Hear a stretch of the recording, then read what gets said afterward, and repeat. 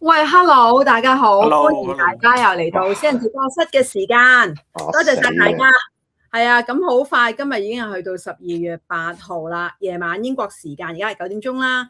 咁今日嘅嘉賓咧就有 Jackie 同埋 He-Man 嘅，咁啊多謝晒兩位嘅時間先啦。咁啊，今日咧個題目咧就係講蘇格蘭。咁啊，其實個前提咧就係而家入冬啦，咁好多人都話，入冬好 blue，今日叫 Blue Monday 啊，好悶啊，好情緒低落啊，好唔開心啊，又冇乜街出啊，冇陽光啊，總之 everything 都好似唔係好正啦。咁加上好多中意戶外活動嘅朋友咧，就覺得根本英國冇山行喎，咁我想出去行下山都唔得。咁啊，跟住 Jackie 好快就話，梗係唔係啦，即係其實蘇格蘭嗰邊咧，尤其是有好多好靚嘅山。係可以俾大家去真係衝出去玩啊、行啊咁樣嘅，咁佢係有邀請埋揾埋 He-Man 嚟，我哋就一齊去講下呢件事啦。咁啊，兩位都喺 Glasgow 住啦，咁你哋覺得件事係咪真係大家覺得係應該冇山行？抑或其實因為我知你兩個都喺唔同嘅身份角度去掂呢啲蘇格蘭嘅即係冬季嘅即係登山啦。咁你哋嘅感受其實係點樣咧？我自己就會覺得係一定係方便過香港嘅。呢一 part 係我係好 appreciate 嘅，好欣賞英國嘅嚇。因為如果喺香港嘅話咧，係要飛去日本咧先可以玩到雪山嘅啊。即係如果要學登山嘅話，但係呢度咧，我其實真係揸車咧揸45分鐘，揸個半鐘已經係可以去玩雪山。咁所以其實就可以練到好多技術咯。好特別啦！頭先我都有問阿 Jackie，我話你，因為啱啱頭先 He-Man 同 Jackie 我都問你嘅嗰邊溫度點，佢話50度到啦。我話倫敦都係11、2度到，咁似乎好近啦。但係佢哋準備咗個 PowerPoint 裏邊咧，又話到俾我聽，喂，原來揸車45分鐘、個半鐘又去到一啲雪嶺嘅地方，直情係雪山喎。咁點解差別會咁大？跟住 He-Man 話係啊，好得意㗎，一揸車離開 Glasgow 咧，就突然間變咗好多雪山㗎啦，咁樣好得意。呢個地理嘅氣候環境，好同我哋理解有啲唔同喎。係，我講少少啦。咁其實就如果係蘇格蘭中部咧，同埋係東部嗰邊咧，其實咧就相對嚟講，個降雪量係多啲嘅嗱。我可以咁講就係咧，通常啲風暴咧就係由西邊，即係 Glasgow 嗰邊咧就打橫吹過去愛丁堡嗰邊嘅，即係由西邊去東邊。咁咧啲雨水咧通常咧就起晒西邊嗰度落嘅，所以點解 Glasgow 咁暖咧？就係因為成日落雨咧就會比較暖啲，好多海洋氣流。咁但係咧，當落晒雨之後咧，就跟住剩翻一啲比較乾旱啲嘅一啲嘅即係雲帶咁樣咧。咁其實咧，去到中部咧，又遇正咧，中間即係啲內陸嘅地方咧，又容易凍。咁其實咧，就變相咧個溫度咧，又會突然之間降低咗。咁所以變相，如果佢落雨嘅話，其實就會變咗落雪咯。係啊，所以有陣時咧，我哋去睇玩雪山嘅時候咧，喺西邊咧，即係最出名 Glencoe 啦，或者 Ben Nevis 啦。但係咧，如果真係好似呢幾日咧落雨落得勁咧，其實可能未必有雪嘅。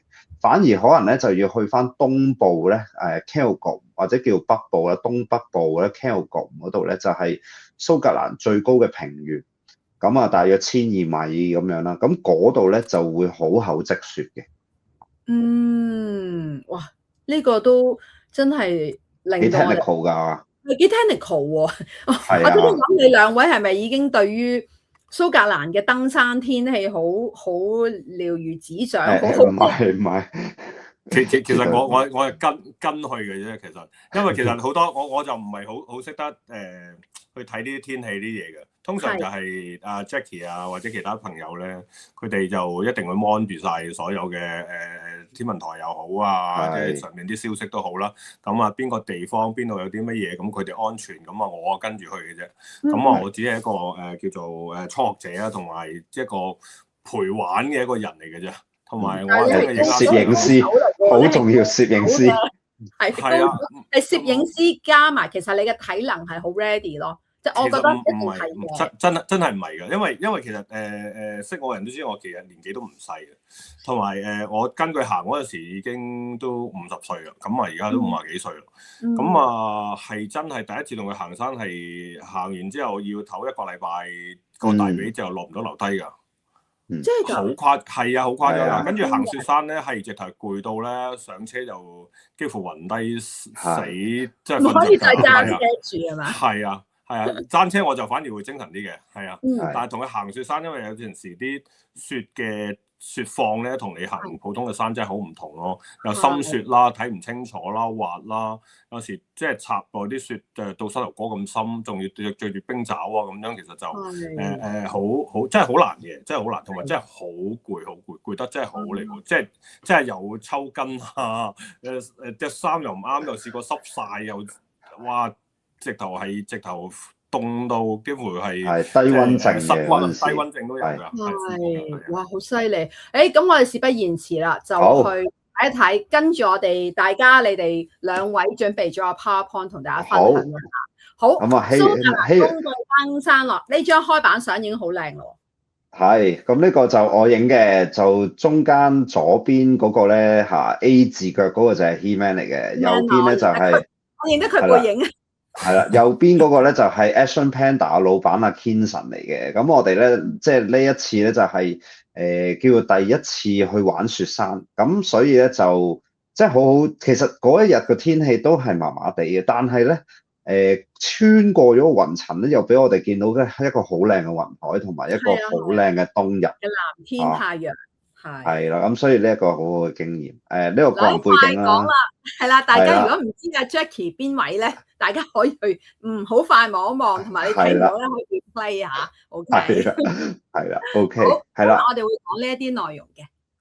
係啦，咁啊，首先講一講少少嘅冬季嘅抑鬱症啦，咁跟住之後咧就即係啦，咁跟住就會講下登山班啦，一定要學嘅嚇，即係唔好淨係諗住就跟 friend 去玩，即係除非嗰啲 friend 係好勁咁樣嚇。跟住講下裝備啦，講下天氣預報啦，求救方法啦，同埋介紹4條路線嘅，係。OK。咁啊，冬季抑鬱症啦，咁我自己第一個冬天咧就真係有冬季抑鬱症嘅。都好灰下嘅，係啊，咁跟住之後其實即係都走去打電話去揾 GP 啦，即係其實都會有一啲好負面嘅諗法嘅，真係。咁個 GP 又叫我即係你即係冷靜啲，即係其實就即係我開啲藥俾你啦咁樣。咁我就試過食2日藥咧，跟住就頂唔順啦，因為我頂唔順嗰個副作用。咁所以即係自此之後就我覺得冬天我一定要想辦法咧，要走出去個山上面嘅。咁所以咧我決心咧就係喺當時咧就係報咗4日嘅登山班，每個禮拜一次嘅。咁我每一次咧都要揸3個鐘頭車上去蘇格蘭東北部嗰度，再揸翻3個鐘頭車落翻嚟。咁跟住之後就每個禮拜咁樣咧就上咗4堂啦。咁跟住就自此之後咧就知道咗，原來咧即係行雪山係一個幾好嘅方法咯。我哋下一張。好。咁咧就即係呢度係啦，好概括咁講啦。即係其實就我覺得減低嗰個冬季抑鬱咧，其實離唔開都係幾樣嘢啫。即係最緊要係揾 friend 一齊去揾嘢玩。即係就算你話係喺屋企打邊爐咧，其實都係一個好好嘅即係社交活動咁樣。即係最緊要係要有人去社交。另外一樣嘢咧就係爭取見陽光嘅時間。咁嚟緊去到冬至嗰一日啦，12月21號咧就得返我諗6個鐘頭嘅日照時間嘅啫。咁所以呢段時間咧，其實就係一見到有陽光，可能得1個鐘2個鐘咧，都盡量咧即刻走出去出邊行下公園咁樣嚟到曬太陽嘅。呢個就即係好簡單嘅 concept 咯。咁同埋就揾一啲新嘅刺激或者新嘅活動咧，令到咧大家咧好似例如想去學行雪山咁樣，令到咧自己咧有個期待感啊，啲日程咧即係可以即係再豐富啲嘅。咁變相你每一次咧，即係每一日完咗之後就好期待下一個禮拜我哋去邊度行雪山啊咁樣，即係所以係有一個咁樣嘅好處咯，我覺得行雪山。係啦，好，我哋下一張。好，係啦，頭先就講咗即係點解要學即係冬天登山啦，即係一個好重要嘅情況就係有冬季抑鬱症啦。咁另外一樣嘢咧就係我試過咧就係着住一啲跑山嘅裝束啦，咁但係咧我其實就冇乜防水嘅嘢嘅，即係我對襪唔防水，我對鞋都唔防水，咁啊即係叫埋個 friend Alan 咧，咁啊一齊即係去咗一座山咁樣啦。咁啲雪咧，你見到我有手邊嗰張相咧，其實咧去到膝頭哥咁深。咁跟住之後出現咗一個好大嘅問題咧，就係我隻腳咧去到大約1個鐘頭嘅時候咧，已經係冇咗感覺，已經凍到冇咗感覺嚇，因為隻腳已經係又濕又凍。咁跟住我同阿 Alan 講，喂，頂唔順，跟住就即係我哋最後上唔到山頂嘅。我哋喺啲山腰嘅位置，跟住就沿路折返咯。咁嗰一日咧，最後就 total 淨係可以行咗個半鐘咁樣，但係個狀況係好差咯，即係我隻腳係完全係冇晒感覺咯。咁所以即係呢一個係俾我知道就係咦唔得喎，我唔夠安全喎，我一定要去上堂去學咯。係啦。我好彩你嗰次冇事啫，即係都可大可小啊嘛。係啊，即係都尚算冷靜，同埋即係嗰個山咧，其實我哋夏天去過咧，其實都算大路嘅，咁所以其實就你話就算係環境真係好惡劣會唔會走唔到咧？其實又相對安全嘅嗰一座山。下張。咁呢一度就係即係 show 翻我冇着防水鞋防水襪，但係隻腳咧，其實咧真係踩晒落去啲雪。我真係覺得你好似做 yoga 着到咁薄熱熱㗎咋個感覺。唔係啊，真係唔識死咯，真係。係咯，好危險啊。係啊，咁呢個咧就係即係蘇格蘭嘅山嘅分類啦。其實即係好簡單，即係講翻就係原來蘇格蘭咧就有282座高過914米嘅山咧，就叫 Munros 嘅。咁所以即係我哋如果係冬天登山咧，通常咧都會係去呢一啲即係超過900米嘅山咁就比較多啲雪咁樣咯。係啦，好，下一張係啦，咁冬季登山班啦，咁我哋就即係揾咗一間平啲嘅咁去報啦咁一日咧嗰個費用咧就係每人咧就60磅嘅咁其實都算係咁噶啦，真係。因為佢叫 resort 咧，我以為即係 resort， 但係其實係登山班嚟嘅。唔係，嗰個地方係叫 Glencoe Mountain Resort 嘅，即係有一啲好簡陋嘅登山吊車咁樣嘅。係。我以為你 name 埋個登山班嘅學校名出嚟。唔係啊，唔係，嗰個登山班嗰個機構咧就係 Mountaineering Scotland 咯。OK， 就係第一個嗰個 name。OK，大家有興趣一啲可以上網揾。係啦 ，search 下咁樣咯，係啦。咁嗰一次就即係因為上堂啦，咁所以其實距離都比較短嘅咁即係4公里啦，咁上就上200米啦，最高點都係976米嘅啫，都係揸個半鐘頭車嘅啫，由格拉斯哥。咁有陣時我帶啲女去滑雪咧，都會去翻呢一個地方嗰度滑雪咯。OK，係。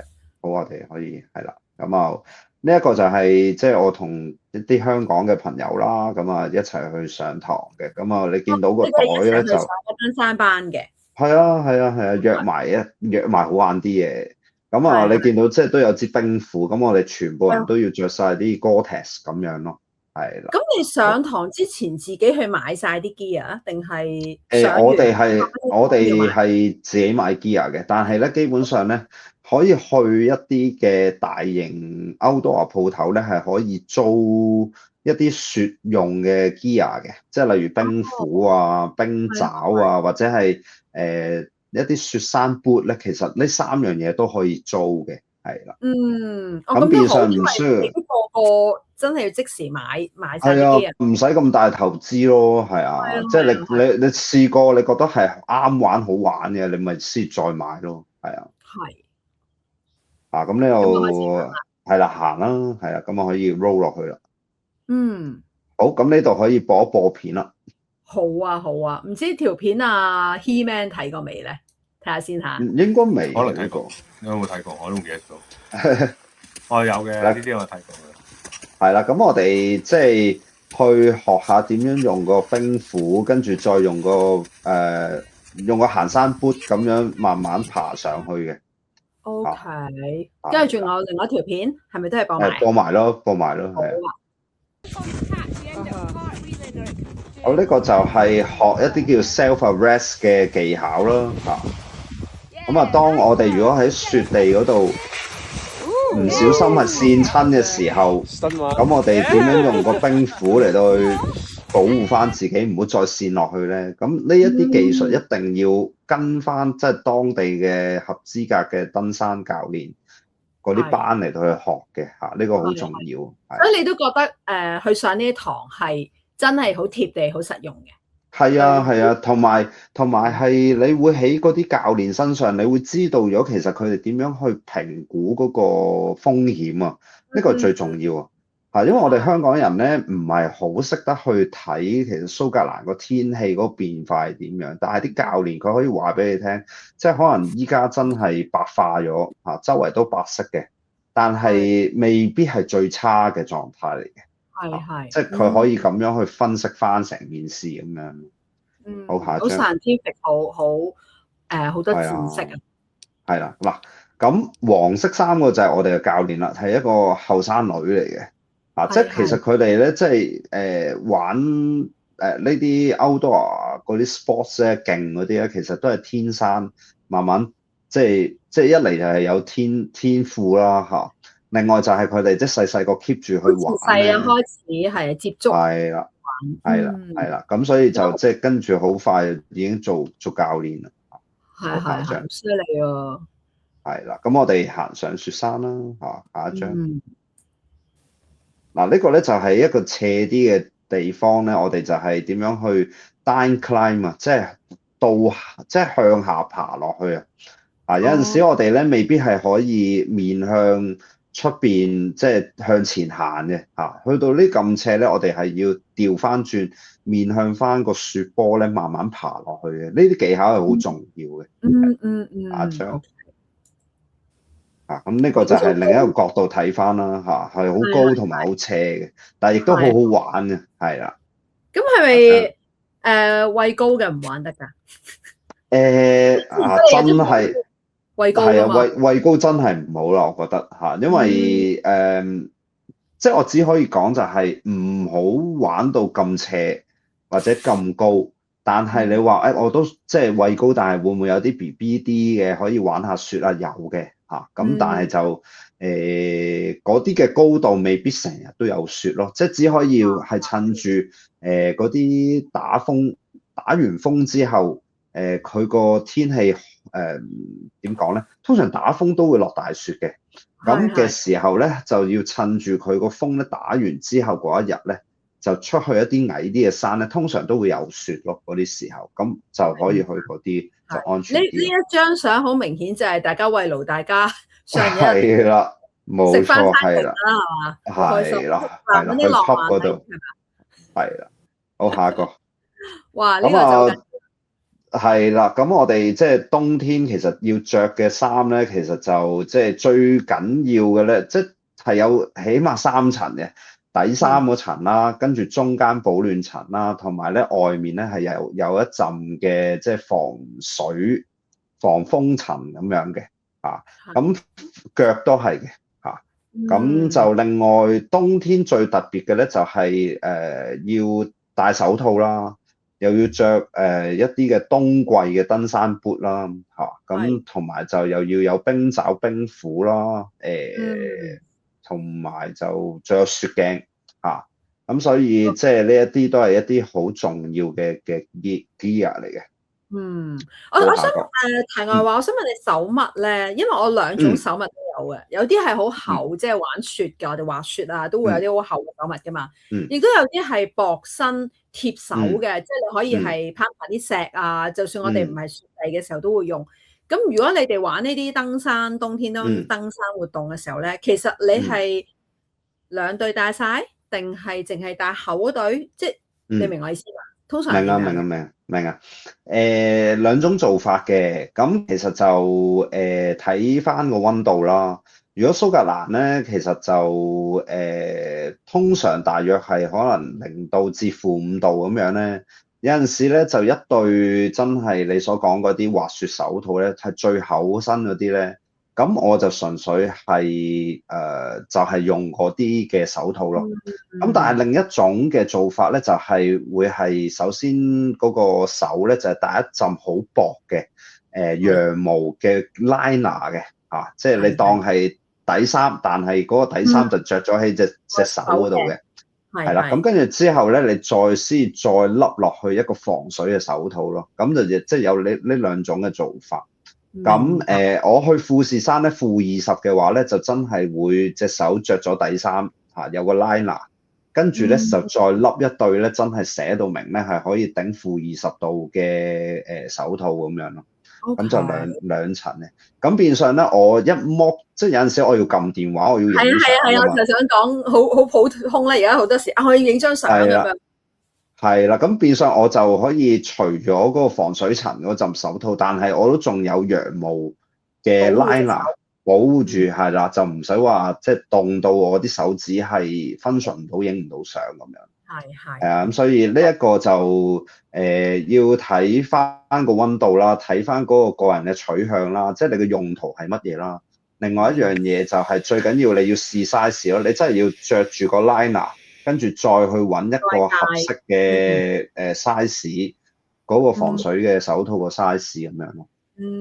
多謝你答我咁傻問題啊！好。咁呢度咧就其實都係好詳盡嘅，咁就唔多講啦。頭先即係都講咗嗰一啲嘅重點，呢一個就可能 YouTube 你 post 咗嘅時候就睇翻就可以咯。都可以再睇翻。係啦。咁我覺得喺英國咧我覺得喺英國最重要咧係要回歸 basic 嘅，就係要有地圖、指南針、哨子電話呢一啲咯。因為好多時就係預咗電話冇電嘅，咁你有尿袋梗係好啦，但係可能尿袋又都會喺凍嘅環境都即係運作唔到嘅。係啊。咁但係喺英國咧，佢最大嘅挑戰咧就係佢啲山唔高，但係佢個天氣變化係一啲高山嘅天氣變化嚟嘅。即係除咗係高海拔嗰樣，即係冇高海拔呢樣嘢之外，但係咧佢嗰個環境嗰個天氣變化係好迅速嘅。咁可以咧，就係呢一刻係陽光普照，半個鐘頭之後就會係變到全個環境都白化嘅。咁嘅時候咧，你個導航咧就好困難啦。咁所以咧就需要一定要有地圖指南針嚇。咁呢一啲最 basic、最唔需要用電嘅嘢係好緊要嘅。係。咁又頭先嗰幅相啦嚇，即係去翻頭先嗰幅相先。上一張係啦，右手邊咧就係輕量化啲嘅，即係如果係去嗰座山咧，你去得多嘅時候，其實即係可能都比較大路，或者你都比較熟悉咧，其實就未必真係下下需要咧，就係要重裝甲咁樣咧，就孭個30 lit 背囊咁上山。有陣時可能孭個20 lit 拎少少嘢咁樣，就變相嗰個行程就相對短啲。可能係行10K 咁樣嘅，咁但係就輕量化，就唔使話乜嘢都帶晒咯。咁呢一個就要去因應翻你有幾熟悉嗰條路，同埋你有幾對自己嘅體能有幾有信心咯。如果你真係冇乜信心嘅話，就拎翻多啲 gear，拎翻多啲嘢食咁樣。係啦。好，天氣預報咁就同下山一樣啦，即係上次我講 Snowdonia 咁樣啦，其實我哋都會睇翻一啲國家嘅氣象局去睇翻嗰個天氣個預報嘅。好，下一個。咁呢個就係另一個啦 ，Met Office 嘅Mountain Specialist 嘅 forecast 啦。咁佢亦都會按翻嗰個地點咧，咁就即係講翻啊，佢每一個鐘數佢個天氣變化係點樣，風速係點樣，佢嗰個溫度嘅變化係點樣，降雨量係點樣嘅啊。咁所以變相呢一啲係好重要嘅資訊，等你知道咧啊嗰一日係究竟越嚟越差定係越嚟越好咧個天氣，咁所以我哋通常出發咧就係會揀一啲個 trend 咧係越嚟越好嗰啲日子先會去。如果嗰個 trend 係越嚟越差咧，我哋唔會去嘅。係。好，咁咧呢一個係非常重要嘅。玩雪山咧唔係淨係睇頭先嗰個天氣預報咁簡單，係仲要睇埋嘅咧雪崩警告嘅。咁咧就喺 Scotland 咧就有一個叫 Scottish Avalanche Information Service 咁樣啦。咁咧佢都係有個 app 嘅。咁右手邊咧就係可以好清晰咧話俾你聽咧，蘇格蘭咧唔同嘅地區佢嗰個雪況係點樣嘅。例如咧你見到 Glencoe 咧，即係上面第二個嗰個咧，你見到咧就係打個問號嘅。其實係因為咧冇雪嘅話咧，佢就唔會有雪崩啦嚇。咁所以佢就打個問號。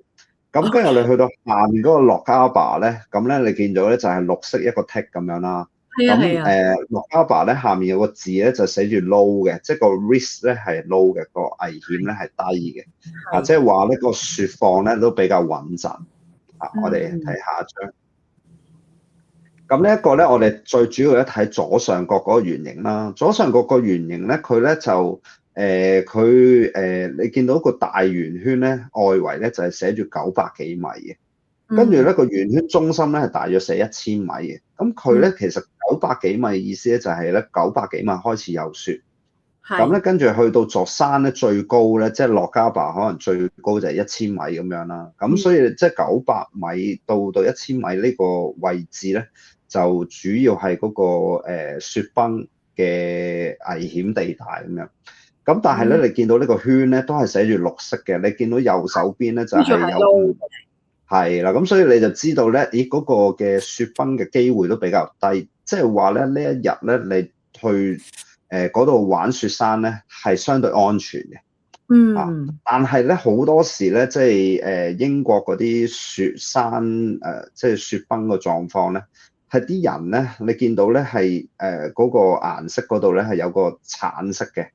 成幅嘢都係橙色咧，啲人都照去嘅，咁就變相就好危險啦。即係試過就係可能係一個100米嘅雪崩，但係活埋咗十個人咁樣咯。係啊，即係嗰10個人仲要係可能係純粹係中午食緊個 sandwiches 嘅啫喎。咁但係就上面個100米嘅雪咁就咁樣冧咗落嚟，就活埋咗10個人咯。係啊，咁所以即係點解咁重要就係咁解啦。睇呢一個預告，明白預測情況。咁啊，攀山拯救啦。咁其實咧就即係呢一個都好我都好驚訝嘅。即係啲人咧就係好中意挑戰極限，但係嗰種嘅狀態咧就係你見到嗰幅相咧，其實你見到有3條打橫嘅線，其實係落緊雨嘅。你見到咧嗰啲攀山拯救咧，嗰條褲咧就濕晒嘅。咁呢一張相咧就係喺 Snowdonia 咧，就係 Gribgold 啦，即係另一條英國好出名嘅脊線。咁就佢下面咧啲細節咧就係喺11月份咧就係一個好繁忙嘅月份，即係咧有22次嘅求救。15次咧，其中嘅15次咧係要 full team 出動咧嚟去拯救嗰啲攀山者。咁你知道咧，就係嗰個山難嗰個嘅狀況，其實係非常之忙啊，非常之 common 啊，亦都係唔係一件好事咯。係啊，即係所以點解一定要去學登山班，就係想提高翻個安全意識。個意識好緊要，係唔可以輕視件事啊咁。係啦。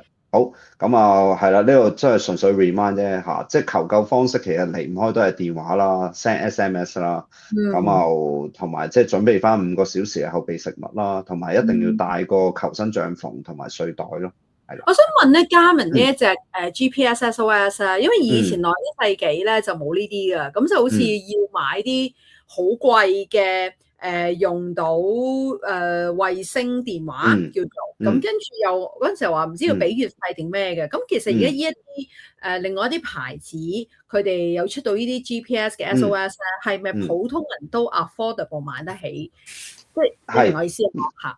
而家橙色呢一隻大約2000幾蚊港幣度啦，但係佢加面啱啱出咗隻新嘅，嗰隻新嘅咧就直頭可以send 埋視像短信嘅，係啦係啦，咁所以如果要買咧，買最 upgrade 嗰個，即係你可以 send 埋視像嘅，呢個比較好啲。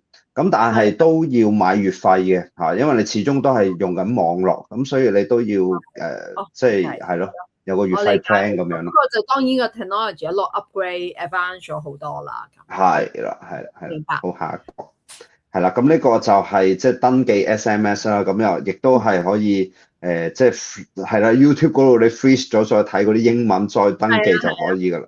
知道。你有一集有講過。上次有一集你講行山係啦，英國行山。好，咁我哋係啦，直接去介紹嗰4條路線啦。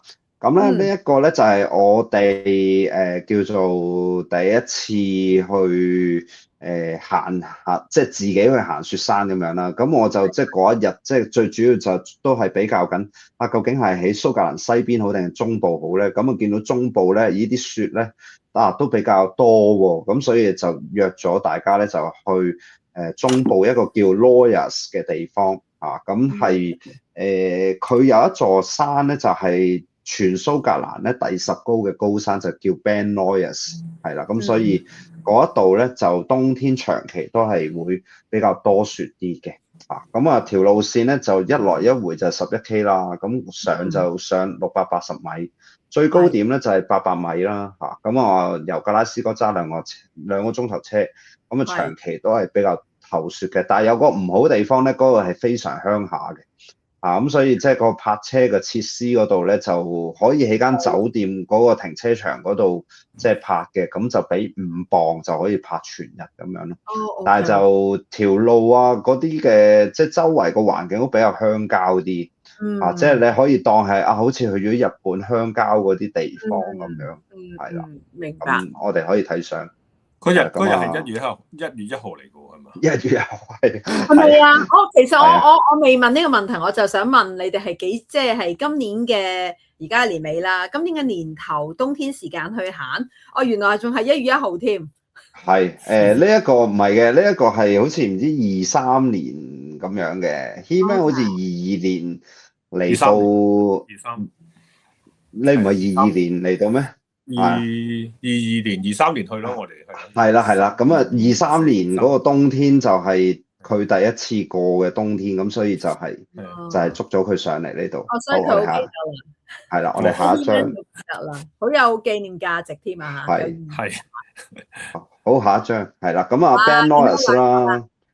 係啦，咁就都係一個國家嘅公園咁樣咯。係 National Trust。係啦，好，下一張。哇！咁呢度就係我哋即係上山之前咧，就有一個森林。咁呢個森林咧，俾我感覺咧，就好似去咗加拿大嗰啲咁樣嘅地方咁樣。我都想講，好似啊。係啊。啲樹有位好高嗰啲杉樹。係啊，係啦，好多杉樹，係啦，好難得有杉樹啊，其實係啦。OK， 下一張。係啊，嗱，你見到咧嗰啲雪咧係深到膝頭哥，所以其實係極開心嘅。但係你見到後面咧，其實都開始啲白化嘅狀態咧，都幾嚴重嘅，係啦。好，下一張。即係唔驚，行去邊同埋你後邊去邊？我唔問你啊 ，He-Man 你驚唔驚？有冇驚？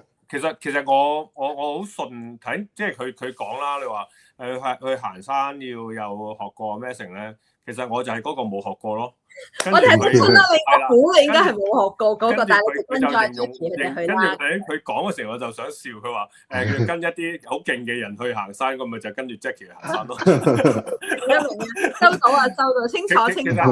係啦，同埋得意嘅，因為其實我又唔驚嘅，因為我又好大膽嘅，我就同埋嗰個情況你能見到咁高咧，同埋天氣唔係差到即係睇到嘢啊，其實都唔係好驚噶，係行得辛苦啫，係。OK，一個禮拜好攰嘛，頭先講冤晒大髀。係你見到呢座山後面嗰座山就係 Ben Nevis 咯，即係其實就係蘇格蘭第10高嘅山，係啦。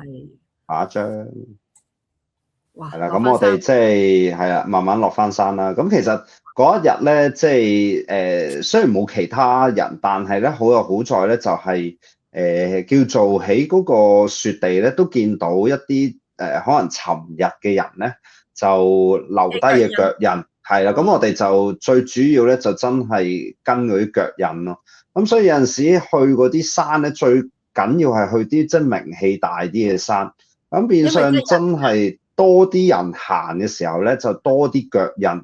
咁變相有啲咩事起上嚟嘅時候咧，你都仲可以揾翻啲腳印咧，慢慢去翻落翻山咁樣咯。係，我諗起好似以前我哋喺香港行山咧，你行咗可能我哋叫做爆林啊嗰啲諸如此類咧，有啲人就會綁啲絲帶。係啊，係啊。跟住，因為佢冇 signage 啊嘛，冇啲標記嘛，咁你就去揾，可能就揾到啲足跡係有啲人行緊嘅。其實有少少似你而家見到啲足印、啲腳印喺雪地一樣。同埋咧，其實即係我未去過啲咁嘅環境啊嘛。你發覺咧，其實咧，你譬如你行山咧，你會見到條路啊嘛。你喺冬天行山咧，係所有係冇路㗎。你淨係見到總之嗰個位似有人行過咧，當係路㗎啦。或者你夠膽咧，你直插落去又得嘅，即係其實好得意嘅。冬天行山咧，好似周圍都係可以行咁樣嘅。不過要小心咯，有啲位咧，啲石頭啊，有啲入邊有啲洞啊嗰啲咧，都會跌，即係跌咗半個人落去啊，或者即係跌嘅。但係所以我就唔會嘅，我都係跟住 Jackie 行。因為 Jackie 行咧就通常係咁個距離咯。佢會行得好鬼快嘅，我就完全睇住佢背囊嘅啫，係跟住佢慢慢佢行得好快。好，下一張係啦，咁第二個地方咁係我即係嘅後花園啦，就由我屋企揸45分鐘車就去到，就叫 Ben Lomond。咁如果大家有去即係考 Life in UK 咧，就係有一條問題就係問，即係英國最大嘅湖咧就係 Loch Lomond。咁咧就係 Ben Lomond 嗰度咧就可以睇到 Loch Lomond 啦，所以個賣點就係呢樣嘢，同埋咧佢係真係最近城市嘅 Munros 咁所以咧即係佢嗰個嘅受歡迎程度咧係僅次於英國最高山咧 Ben Nevis 嘅。係啦，咁就我攀升1000米咧。Celia， 你知唔知 Ben 係即係代表山啊？知道。係 Ben 代表山，係。咁我嚟到蘇格蘭我先知嘅咋。我都係，咁樣分嘅喎 ，Loch 係 Ben 係山啊咁樣。係啊，我都係。佢哋有啲係特定嘅，都好耐嘅呢個叫法都，即係但係都好嘅。咁我哋阿黃佢就知道，好靚啊！呢個係日出，係咪準備日出？係啊，通常我同阿 He-Man 就冬天就會去 Ben Lomond 就係睇日出咯，即係吸收啲正能量。其實嗰個日出嗰個能量係好勁嘅，真係可以對抗呢個 Winter Blues 啊！真係。同埋都想講下，其實即係你話好多香港人或者啲人過到嚟冬天咧，覺得係好負面噶嘛。但係我同 Jackie 就揾到一個即係好好嘅地方，就係你平時如果你喺英國睇日出咧，你又係凌晨可能要出車去噶嘛。如果你冬天睇日出咧，你唔使嘅，你7點零鐘上山，8點零先睇日出㗎。所以咧，我哋係成日咧係我哋兩個咧係。即係佢有重度抑鬱，我又有輕微抑鬱嘅時候咧，兩個人咧坐喺度睇個日出咧，就好似個品解決晒，即刻都有一個好好嘅寧靜嘅空間，舒暢自己嘅心情咯。係啊，所以係一個我同佢經歷咗嗰一年嘅冬天，好多時都係咁樣。係一個良方下妙藥啊！嗱，咁呢一個就係即係跑山都可以去到嘅地方，即係所以我就係話有陣時其實雪山，如果嗰個山咧係比較安全啲，或者你熟悉咧，其實唔需要下下都重裝咁樣上嘅。咁呢度已經係山頂，你見到呢個地下咧其實都係結霜為主，係啊，咁所以係咯，即係變相有佢嘅方便，有佢嘅好處咯。Ben Lomond 下一張啦，係啦。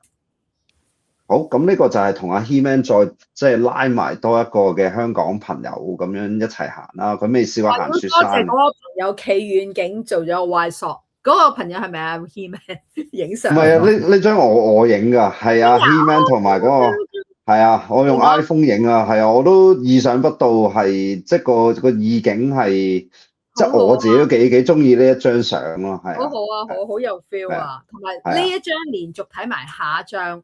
係啊，呢個我都好出奇地，又幾有 feel 喎嚇，咁啊即係見到啲頭燈咁樣就望住個湖咁樣嚇，咁啊呢個係日出嗰陣時咯，係啊。係啊，我講漏咗係呢一張，再連埋呢一張。係啦，咁呢個就真係日出啦。睇續劇咁樣咧，睇到嗰個時間一路由好黑慢慢去到光明，太陽出嚟，就係你講話好解決到呢個 Winter Blue 嗰個情緒啊。係啦，好，繼續啦，係啦，咁啊，即係我影翻轉頭啦，就阿 He-Man 啦，同埋有個香港朋友啦，咁啊，即係嗰一日啲雪況都幾理想嘅嚇，都好難得，同埋即係最緊要係望翻後邊高地嗰啲山咧，其實你都會有一啲雪景，其實真係嗰個景觀係非常之靚嘅。係啊，好清啊！嗰日嗰個空氣粒子，即係睇到好清透。係啊，通常咧落雪嗰啲日子咧，就係咧冷空氣啊，即係北極圈嗰啲冷空氣咧嚟到啊，所以咧其實啲空氣咧都比較真係乾淨啲嘅嚇，咁所以你就嗰個污染程度咧相對少啲。好，下一張係啦，咁啊 He-Man 啦，He-Man，我想問阿 Jackie 揾你行第一次雪山之前，佢建議你嘅裝備，你係咪已經齊晒？定係已經買㗎？我去買嘢啦，咁係咪咁啊？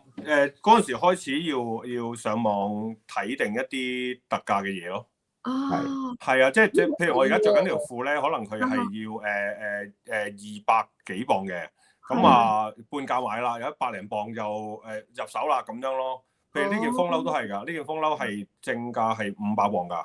哦，500磅㗎，但係等佢半價再有特價咯，可能100零200磅你就入手一件啦咁樣。佢嘅大價或者半價以上咧，爭好遠。我想問喺英國咧，如果買冬天呢啲行山戶外活動嘅裝備衣物各樣咧，咩時節係啲即係 special offer？ Black Friday。Black Friday 係啊，其實我哋好得意嘅，長期會報住即係睇咩筍嘢。因為其實而家好易揾啊嘛，你睇而家上網啫嘛。上網你一打嗰個字咁啊，其實佢出晒大部分一啲特價嗰啲位出晒嚟嘅，咁所以咪有時報住呢啲又睇啱 size 咁咪入手咯咁樣，就買一套就得㗎啦。咁啊，你有排玩嘅，即係整得好啦咁樣咯。係啊。一兩套已經好夠㗎啦，一套已經夠啦。冬天第一身你即刻話到俾大家聽，如果你真係所謂啦，初開始接觸玩啊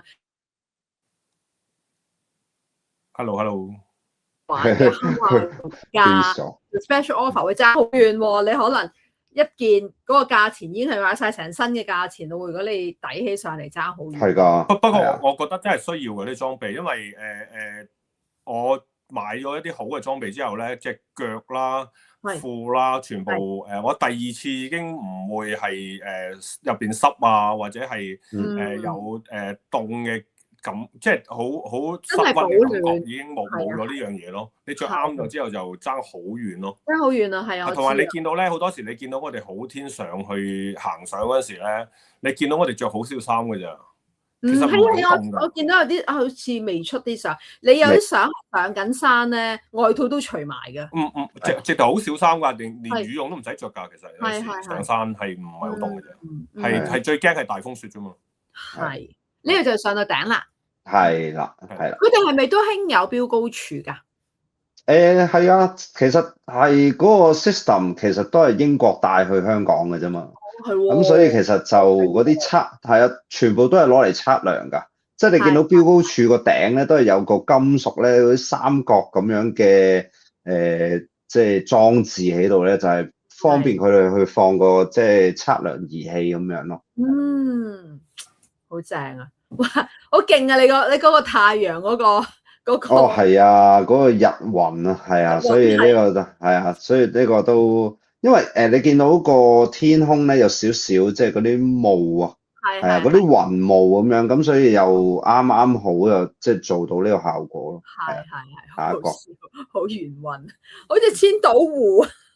係啊，Loch Lomond 係似㗎，真係係啊。咁啲人係會即係撐獨木舟，即係夏天啦，撐獨木舟咧就係去嗰啲島仔嗰度咧就去露營咁樣咯，係啊，都幾搞笑喎。係啊，下一個咁啊都係頭先嗰個景啦，咁啊下一個啦，咁呢個山頂啦，咁啊即係其實呢度咧我哋上過好多次嘅，但係咧其實咧呢啲唔同季節啦上去咧其實都係好靚嘅。係，都係好靚。變化唔同呢啲位置咧，嗰個頂嗰個位置，如果有雪咧，佢就個頂咧係冰晒、硬晒，有另外一個感覺嘅，係好靚嘅。其實蘇格蘭嘅雪山，即係我都其實都好感謝天，即係我無端過嚟識個 Jackie，佢無端捉咗我上雪山，我就睇到好多好靚嘅真實嘅。仲要你無端端兩個都喺 Glasgow 住係嘛？係啊，都係㗎，仲要住得近。都係緣分嚟嘅，係啊，下一個。原來呢個 file 咧就完咗啦，我哋要睇下 file 咯喎。好，第三碼。好，呢一個就係英國最窄嘅山脊線咁佢係有一定嘅危險性嘅，因為咧就試過唔知1-2年前咧就係個 mountain guide 連埋2個客人3個人咧就係失蹤咗嘅。咁最後咧就喺山腳嗰度揾翻佢哋嘅屍體咁樣，咁就係啦。咁所以即係我自己咧，即係去到冬天咧，其實都一路好想試下冬天上呢座山。咁所以咧，我就即係過往嗰幾年都繼續有去上嗰啲雪山班嘅。咁我就係最主要咧要學識點樣去 set 個 abseiling，即係學嗰啲游繩下降。令到我咧喺呢一個脊線咧，即係都可以有游繩下降嘅技術咧，可以順利咁樣去行晒成個路線咁樣咯。係。OK。咁就呢個係喺個即係山腳嗰度望翻嗰條脊線咧，就係咁嘅樣嘅。呢個係湖定河流啊？呢個係半湖半河嚟嘅。OK。係啦，係啦。哇！咁呢一個就好勁咯。係啦，呢一個咧，其實咧，我去完日本之後咧，我再睇翻蘇格蘭咧，我就知道咧，咦，原來我喺蘇格蘭咧行過晒呢啲嘅脊線嘅時候咧，其實咧真係去翻即係日本嗰啲脊線咧，其實真係好似㗎，我覺得即係我就會覺得呢啲技術轉換咧都幾方便㗎喎。OK， 我明啊，即係其實你係兩邊都 applicable， 可以係啦。技巧嘅係啦，好，下一個係啦，咁咧呢個另一個角度啦，就係我係回望翻嗰條脊線嘅呢一個係啦，咁所以你見到即係另一個角度睇就係比較鉗啲。呢個就係呢一個咧就係我一路上緊條脊線咧，就望翻對面嘅好出名叫 Three Sisters。所以如果 Celia 你嚟即係蘇格蘭即係旅遊嘅時候咧，其實就 Three Sisters 都係一個打卡嘅地點咯，就係呢一度啦。聽過，但我去過未咧？可能我未去過，可能未去。OK， 好，下個係啦，咁呢個都係嗰條脊線啦，但係咧就去到中間位，你見到咧開始咧中間即係個幅圖嘅中間咧嗰啲岩巉嘅位咧就比較明顯好多啦。係。嗰啲係要攀爬咯喎，係咪啊？少少。咁呢一個咧就我想大家即係俾少少眼力落去咧，就係睇下啲腳印。你見到咧依稀咧就係喺個山脊咧低少少嘅地方咧，就有一條平少少嘅路。見到。其實係啦，其實就係咁樣去行上去咯。係啦，咁你就明白呢座山嗰個 scale 咯。係啊。好，下一個。阿 He-Man 有冇行呢？冇啊！我唔夠膽帶佢去。呢啲冇嘅，但係有啲山其實咧，平時同佢經過咧，哇！呢座山咁嘅咁啊上到去，即係跟住有同佢上過類似咁嘅山咯。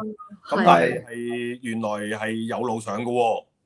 即係你平時見到話，哇呢啲點上啊？原來有路上嘅喎，仲要係唔係話你一定要話好似人哋啲垂直啊落晒繩嗰啲唔使嘅喎 ，OK 嘅，係都大開眼界咯，就係。但係 Jackie 你剛剛講呢一個山脊線係都有一定程度嘅危險，所以都要相當嘅技術，同埋我諗你去嘅時候，你啲有一 team，即係 I mean 你有未即係同行嘅係嘛？冇啊，我自己㗎，係啊 solo 㗎呢個係。你做啲咁危險嘅嘢，你有咩事邊個通知邊個？唔係，因為我夏天行過嘅，但係冬天我知道有兩個位咧，就係我唔識得，即係如果我唔識游繩下降咧，我係處理唔到咯。係啊，咁所以即係即係最後喺過去嗰個冬天啦，咁就揾一個即係雪況最穩定同埋個天氣最好嘅時候咧，咁啊即係終於可以行到一次即係東攀呢條脊線咁樣。呢幅相咧，頭先嗰幅相咧，好似好奇怪，唔知影緊啲咩。其實咧仔細啲睇咧，就係中間咧有幾嚿石嘅。其實咧嗰幾嚿石真係要爬上去，係好窄嘅。呢一個咧就係成個路線最出名叫 Pinnacles。即係好似一啲塔咁樣嘅位就叫 Pinnacles，係啦，就係個打卡位嚟嘅。好，下一個，咁呢個另一個角度睇翻嗰個山脊嘅啫，都好岩巉，好多 down climb 咯，即係要倒後爬咁樣咯。聽到都有啲驚。喂，呢個係咪頂啊？呢個其中一個頂，你見到啲腳印咧。唔係繞過座山嘅，係要咧即係咁樣慢慢行上去嘅，係啊，係啦，下一個攀爬嚇，係啦，咁啊獨照啦，咁同埋就係睇翻後面嗰個山脊線，就係爬完嗰條山脊線揾到一個平地，終於可以安心咁樣影張即係自拍，係呢個平地係我係睇得出，係咁我背脊就有條繩啦，係啦，係啦，好，下一個。係啦，咁係啦，咁最後就 Ben Nevis 就係講兩條路線啫。咁啊，第一個咧就係一個即係大眾化嘅郊遊徑咁樣啦。咁我哋嗰一日咧就係最經典咧，就係見到一個帶住雪橇嘅一個放狗嘅人士。咁佢嘅裝束咧，其實咧就冇話着 Gore-Tex Pro 嗰啲嘢，即係佢都有啲防水嘅，但係唔係 Gore-Tex Pro 嗰啲。咁跟住之後咧，佢就即係最後帶咗隻狗上去山頂嗰度啦，隻狗咧玩得超開心。咁就俾我哋知道，原來咧 Ben Nevis 呢座山咧，其實都係攞嚟放狗嘅啫。咁個重點就係咁樣。仲要嗰兩個人年紀唔係細嘅，係啲望落啲中老年嘅人咯。唔係嗰陣時，我哋都講話有啲行山嘅前輩咧，前輩級嗰啲咧，真係好有經驗，可能係真係行咗幾十年嗰啲咧，真係睇唔出係啊，可能係老人家樣，但係佢行得好勁。係，但係講緊放狗，佢係嗰個係我去過咁多次最嚴重雪況嘅情況下。哇！係啊，即係所以係啦。即係呢度放狗，呢度放狗嗰個嘅 standard 係上 Ben Nevis 嘅雪山咯，係啦。OK，係啊，好，咁呢度就即係睇翻啲路況啦，都係一啲有修葺過嘅山徑，係非常好行嘅。見到條路好明顯。係啦，好，繼續。咁呢一個就係我哋即係落山啊，係啦，頭先上山，好快又變咗落山。咁咧就有一個好靚嘅日落咁樣，因為嗰一日咧其實全日咧都係天氣真係好差，白化得好勁。係。同埋冬天雖然你係可以晏啲開始起步，但係都會早啲日落。係啊，所以一定要帶頭燈。係啦，哇！係啦，咁呢一度咧就係我哋即係落山嘅途中啦。你見到我哋嗰啲 Gore-Tex咧，其實全部都結晒冰。係啦，下一張。好凍啊！係啦，咁呢一個就係山頂啦。咁咧就你見到就係白化啦。其實後面咧係應該你會見到有間屋仔嘅，但係完全睇唔到個能見度咧，應該係得2米到1米至2米。咁呢度就可以播片啦。真係要好嚟，即刻播條片，大家睇睇先。好片咧就係 OK 呢條先。係啦，山頂啊，就係頭先影相嗰個標高柱啦，嗰、個。啊，呢個就係我所講嘅屋仔啦，但係咧頭先嗰張相完全睇唔到呢間屋嘅。係啦，真係轉瞬間嘅啫喎。好，係啦，下一條片。咁呢個就係落緊山啦，咁啲風聲啦，第一樣嘢。第二樣嘢咧就係即係我哋其實係靠咩去定位咧？你見到咧就係左手邊咧有一嚿嚿咁樣嘅石咧，其實嗰啲石咧，如果喺夏天咧係成個人咁高啊，但係去到冬天咧，嗰啲雪咧係厚到咧係啊，得返個頂。我哋就係靠睇嗰啲頂咧嚟到去導航咁滯㗎。係啊，好，下一個係啦，下一條片。好。咁呢個 He-Man 可以講下啦嚇。係啊，嗱，其實咧睇嗰張相，咪喺山頂度行。嗰張相咧，好應該係暖嘅，但係咧我喺山頂嗰時凍到咧，因為我啲衫又入面濕咗咯。跟住我好彩有個即係揀啲帳篷喺入邊換咗啲衫，跟住咧係成個人震到咧，嘢又講唔到啦。你唔好話我影相，我直頭同佢講唔得影啊！我話我影唔到啊。跟住先攞咗個手機出嚟影咗張照片。跟住我哋即刻行翻熱暖個人就正常翻，跟住到落山嗰度咧，你見到我哋啲衫同埋帶咧，全部水樽咧，全部係硬嘅，全部係即係嗰條帶咧，嗰個尼龍帶咧係全部直嘅咯，唔係彎嘅咯，你彎到咯，係啊，可以凍到咁樣咯，真係好凍啊！好誇張啊！嗰次凍到我直頭係成個人即係個牙膠都震。有冇驚凍傷啊？其實我又冇嘅，因為你冇得驚啲嘢嘅，只係你一定要行翻熱個人，繼續快啲落山啦，唔該咁樣。咁就好彩咧，我哋落到半山咧，就有一個好靚嘅日落咯。係啦。嗰張日落相就我影嘅，係啦，嗰張係。好彩咋，真係不得了啊！係一個真係睇翻都覺得好緊要啊！你睇下，全部啲衫嘅表面咧都係硬咗一冰嚟咯，係啊。係啊。好，我睇翻個係啦，呢個係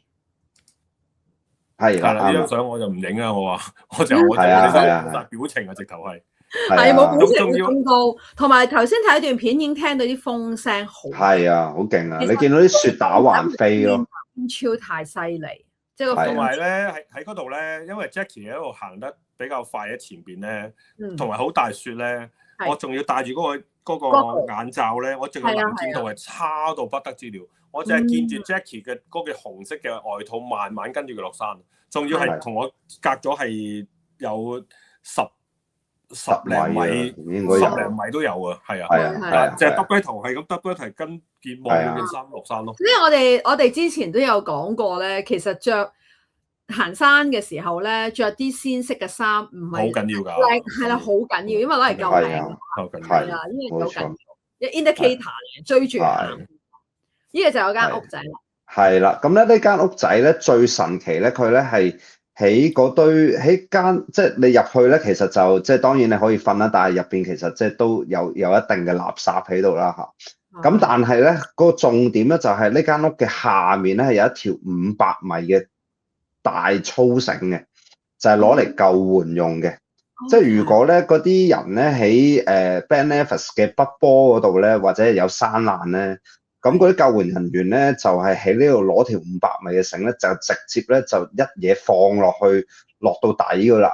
咁變相咧就可以好快咧就救到嗰啲人咯。係啊，真係好緊要諗埋啲。呢一個就係頭先條片嚟嘅，不過係啦，咁就下一個。都係片嚟嘅，係啦，都睇咗啦，係啦。哇，凍到死啊，真係僵咗死，之前僵啊，真係僵啊！你睇下呢個仲誇張，你睇到件衫直頭係成件衫全部結晒冰咯。呢度真係以為我哋去咗嗰啲咩愛斯基摩人係啊，嗰啲咁樣，真係好誇張，真係不得了啊！好，咁呢一個就係最後啦，係啦，咁咧就係同一樣都係 Ben Nevis 啦，但係咧就有一條線咧就係 CMD 嘅。係連阿 He-Man 個單車老細咧，其實咧佢唔行山嘅，但係佢都好想咧係去嗰一度打卡嘅，係啦，咁就係啦，咁就呢一個係一個 Grade One 嘅 Pampa 嘅隻線啦。但係咧就試過咧，就有一個大陸人咧，就係喺呢一度咧，就係凍死咗嘅。佢嗰陣時咧，其實咧係有同另外幾個朋友咧，就一齊想行 CMD 上 Ben Nevis 嘅。咁但係咧就佢嗰啲 friend 咧就見到咧，喂唔對路喎，我爬唔到喎，咁我就沿路落翻山啦。咁但係咧剩低翻嗰一個嘅大陸人咧，咁佢咧就大陸學生嚟，咁佢就即係覺得我自己一個人上啦咁樣。咁最後咧佢凍死咗啦。係。OK。係啦。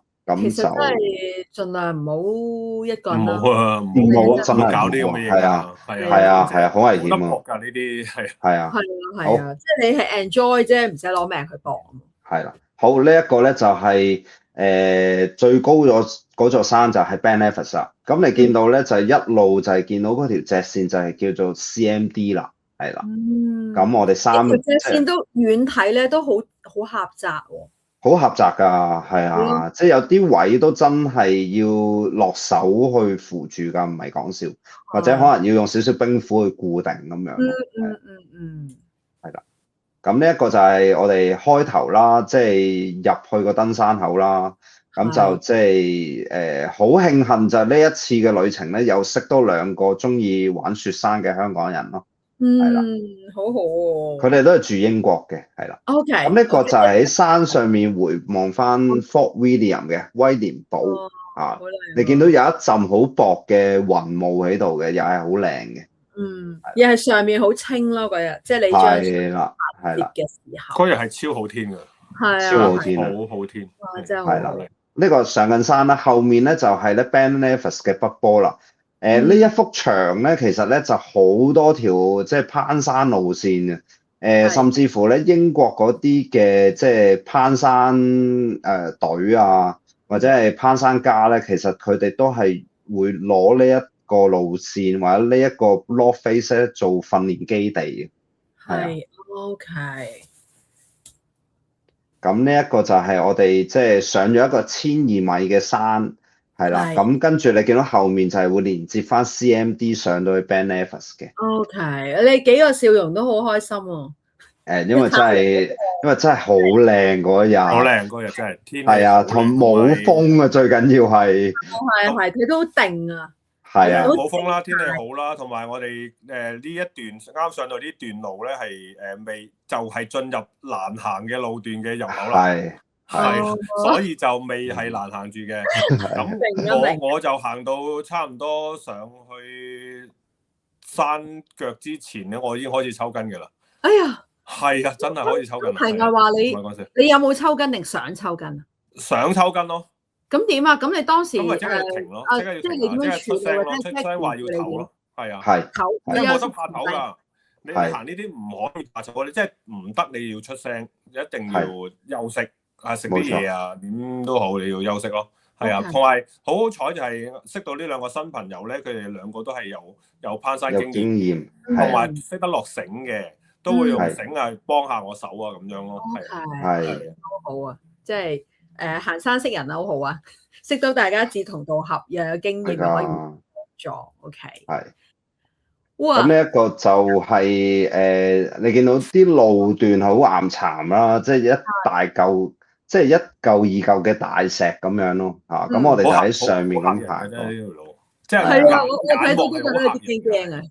係啊，我試過夏天咧帶個有畏高症嘅朋友，跟住佢完全係行唔到，跟住我哋要向後咧沿路落翻山咯，我哋就行唔到 CMD， 所以呢條路線咧畏高者係絕對唔可以去嘅。冇得自己嘅啲，冇真係冇，係啦。咁呢一個就係即係繼續係行緊個路線嘅其中一啲狀況啦，都比較斜嘅，有啲位都係啊。通常我想問你哋呢一條線上去係咪原路翻落嚟㗎？唔係啊，我哋起翻頭先第一個咪 Ben Nevis， 即係我話行山徑嗰個路線咧，我哋就會上到山頂就接駁翻條行山徑，就落翻去停車場咯。哦，OK，一個圈㗎，唔係沿路上沿路落㗎，即係上到一半有一個圈咁樣嘅。同埋我即係我自己係唔係一個行山咁叻嘅人咧。如果正常我見到啲山，我一定唔會去行嘅，即係見到咁嘅樣就唔會行㗎啦。咁但係同埋佢哋一齊咧，咁我就有信心嘅，因為佢哋有經驗。同埋原來你遠睇見到係咁，但係你行到親身行到咧，佢真係一條路㗎喎。係啦。佢真係一條路俾你行喎，佢唔係話真係話你嗰度係哇，我要好困難咁樣去及。當然有啲位好似好牙煙啊，好有懸崖啊，側邊，但係你真係條路嘅，你可以行得到嘅。所以你即係話畏高，你真係搞唔掂啦。咁你唔畏高咧，佢真係一條路俾你行嘅。係明白。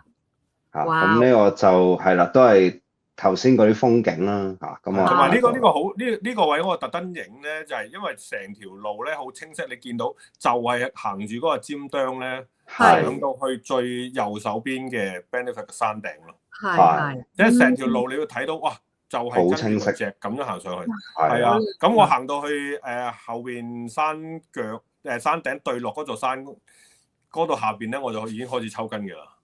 係啊，因為係啊，因為我諗你行雪地都辛苦，即係不斷好辛苦啊，同埋你嗰時要落咗個雪爪㗎，因為雪爪係再辛苦啲咯。係，同埋你可能不斷扯某嚿肌肉啊，冇咁你就咁有壓力，咁你又都係啊，好消耗體力㗎，其實講真。係，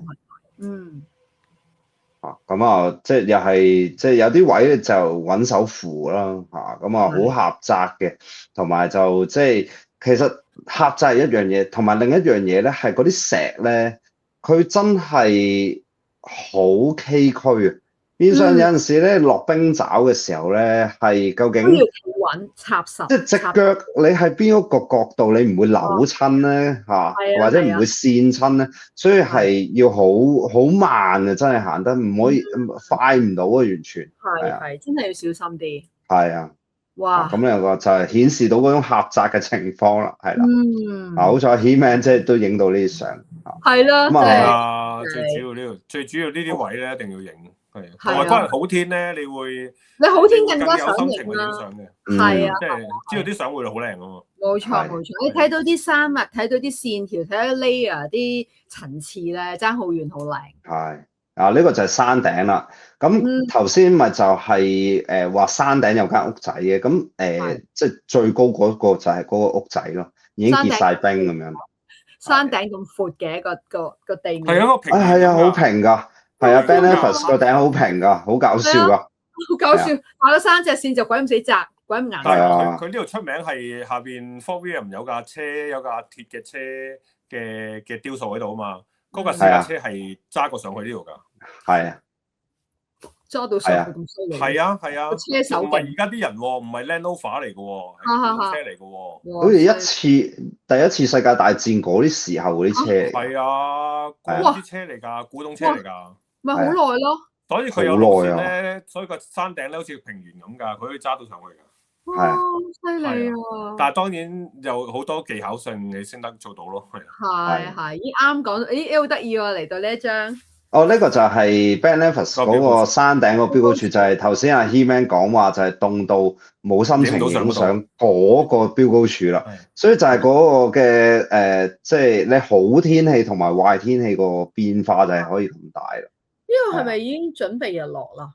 呢個係日落嚟㗎啦，係啊。日落，你哋跟住落山咪天黑落山咯，要開頭燈啦，係啊，開頭燈啊，係啊。你落到去都唔係落到去，我諗你落到大半開始應該係個天黑㗎。一半已經天黑。係啊，一半已經天黑。係啊，都估計到，哇，好犀利啊！好攰啊！呢次我，因為佢呢個路線咧係真係又長啦，個山況又困難啦，我落到山。就話落山腳啦，我已經係冇晒力啦，已經呢次係好攰，真係好攰。He-Man 呢一轉係幾時行？大概邊一月？上年啊嘛。上年即係24年。唔係都係25年嘅，25年應該係啊，應該1月係啊，一月到啊，係啊。我睇翻日子先知，係。但係呢次係真係好靚同埋好玩嘅。係。咁點咧？12月啊，就嚟聖誕，跟住就嚟 Happy New Year 啦！你哋又有冇再約冬天行山咁咧？嚟緊會約啊，係啊，嚟緊會約嚇，咁啊，實會去嘅，所以實會去嘅，但係都要睇天氣咯。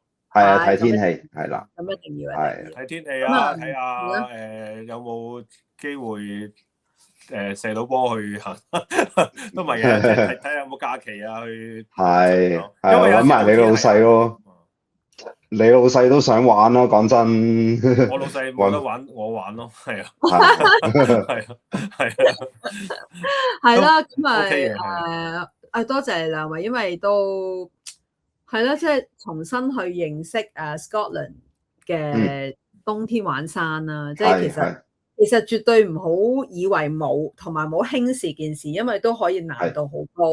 咁反而係你有冇好充足嘅準備，無論你嘅天氣啦，即係同行人士啦，有冇夠經驗啦，你嘅即係衣服啊 gear 齊唔齊備啦，即係好似頭先阿 Jackie 講，第一次去行嘅時候，原來着得太少，原來係唔得嘅。咁又好似阿 He-Man 講，原來裏邊濕晒嘅時候，你個人寒到咧，根本你係凍到乜都做唔到，你想嗱嗱聲行，連手襪入邊都濕晒㗎，可以坐到咧，坐到係濕㗎啦。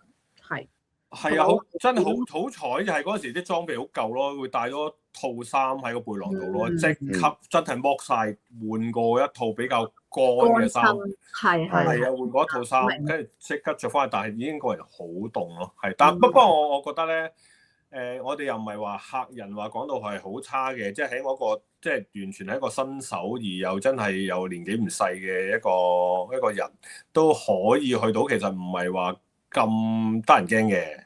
唔會啦，我覺得你講嗰啲潛台詞，我覺得唔係咯。你喺我心目中，你都係一個好有體能、好 capable 嘅人。兩樣嘢嚟㗎。我諗就年紀，你真係你又中意運動啊嘛，本身。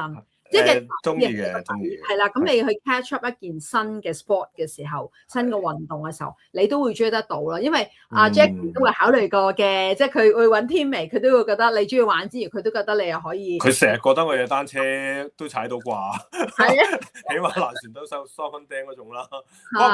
大家最緊要其實我覺得係大家係大家個 mind 同埋嗰個傾到偈啊。即係大家溝通得到啊！呢樣嘢先係你可以一齊結伴去行山，或者真係大家去經歷一啲日出啊嘅時候嗰啲係先至得㗎。你九唔搭八，你上到大家都唔啲嘢都唔啱傾嘅，大家個 mind 即係佢好似佢頭先講。係啊，好似佢頭先講話，哇！我上到山，即係個山係有啲好好嘅能量咁。呢啲係我同佢分享嘅嘢嚟嘅。佢慢慢喺山度感受到呢啲嘢。我好相信你見到我答到你爹，因為我都係好中意戶外嘅人。即係你講嘅地方，即係我未有能力去到啦，但係我會 imagine 到去到你見到啲乜嘢，你咩時間或者經歷幾大困難，你先可以去到呢啲山脈。其實係絕對唔容易，但係都係一個好 rewarding 咯，即係好獎勵到自己。好同自己打氣嘅一件事咯，所以其實我覺得蘇格蘭有啲山係溫和啲，未係話我哋講到咁誇張，但係你會踩到啲雪啊，同埋你會見到後邊雪山啊，即係例如我成日都啲英國啲朋友過嚟探我，或者香港過嚟探我咧，我都會帶佢去我哋好近嗰啲又係 Longmont 隔離嗰啲山叫 Connect Hill， 其實行上去個零鐘頭。咁已經見到個千島湖好靚啊，環境好靚啊，背後有雪山啊。如果有雪嘅情況下，嗰度都有雪㗎。嗰啲係唔難去，同埋全部都係樓梯級嚟嘅。其實係有啲好溫和嘅地方，可以去見到好靚嘅景嘅。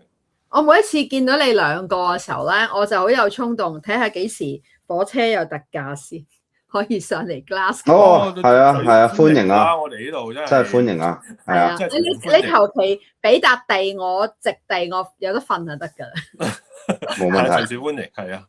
OK 因為我都好中意Scotland 啦，我都係好念念不忘，我都好還記得幾年前我嚟嘅時候，22年應該係2年嚟嘅時候，我去過He-Man 嗰度，咁佢帶我去嗰日好好，佢嗰日安排咗假期就帶我喺 Glasgow 都玩咗一日，跟住仲去屋企食飯，即係好難忘，因為大家都係香港人啦，好難。係㗎，同埋你喺度真係有朋友上到嚟，我都好願意同佢去行下，因為我覺得Glasgow 或者蘇格蘭尤其 Glasgow 咧係其實好多人係佢唔知道原來 Glasgow 其實都幾好玩嘅地方嚟㗎。同埋佢 Glasgow 其實好多 museum 啊或者好多景點都好集中㗎，唔使好長時間㗎，係啊。係，我都話好 welcome 你哋繼續去發揚光大，講多啲 Glasgow， 因為嗱而家12月啦，其實話咁快就1月啦，咁其實我都會 keep going， 即係開 live 都想講多啲唔同。即係世界各地唔同嘅生活狀況，或者係有啲咩活動好玩啊，有啲乜嘢好介紹，好似你今日講咗冬天原來 Scotland 喺 Glasgow 嗰度附近登山好好玩，咁所以好似啲咩話齋，其實你 Glasgow 有咁多，我都記得你帶我去 museum 去過2個起碼都係啊2個啦，同埋啲街又係啊，因為 Glasgow 好 artistic 嘅，喺我印象中係好靚，咁啊我就可以多啲呢一啲嘅分享咯，同埋遲啲可以。因為我如果同阿 Jackie 都係啲叫單車嘅叫咩啊？教練啦，同埋一啲叫帶隊嘅有呢啲資格咧，同埋我哋真係都真係有啲路線係成日去，尤其係風景好靚，識到朋友就帶佢去。總之你唔介意，你識踩單車都可以去到嘅地方又有，你難度高啲又有，即係亦都係另外一個體驗咯。可以啊，其實你哋可以即係慢慢你哋抽空嘅時間啦，可以組織下，譬如有啲路線你想介紹大家玩啊，甚至乎可能有啲朋友佢都喺英國住，甚至乎如果係喺 Glasgow 住，又或者想過嚟 Glasgow 揾你哋 join 你哋嘅班，或者去一啲唔同嘅旅程玩，其實都得，因為即係英國就係咁大啦，其實可以 explore 可以發掘嘅嘢都好多咯。咁啊，我希望可以26年啦，嚟緊下一年啦，咁可以 invite 2位可以多。好快啫，冇問題。其實應該好細好近，搭火車幾個鐘頭。係啊，好快知道。咁啊，再一次多謝2位啦。咁你唔好走先，咁我哋同大家講咗拜拜先，咁然後我哋再研究下26年嘅 schedule， 因為有睇下大家出門啊各樣時間。好啊，先講到拜拜先，然後我再同你傾下。多謝晒大家，好，感謝，拜拜。